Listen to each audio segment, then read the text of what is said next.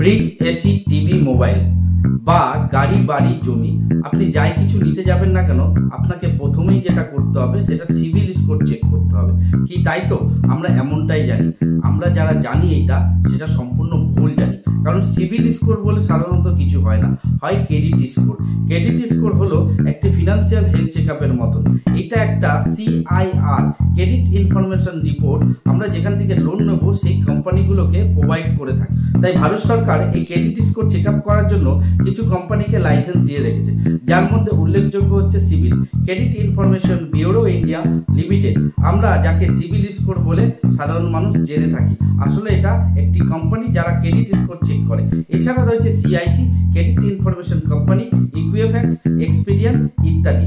আপনারা কি এরকম কোনো কোম্পানি জানেন যারা ক্রেডিট স্কোর চেক আপ করে? যদি জেনে থাকেন অবশ্যই কমেন্ট করবেন। ভিডিওটি ভালো লাগলে লাইক, কমেন্ট, শেয়ার এবং সাবস্ক্রাইব করবেন। দেখতে থাকুন ইনকাম বুক। সুস্থ থাকবেন, ভালো থাকবেন।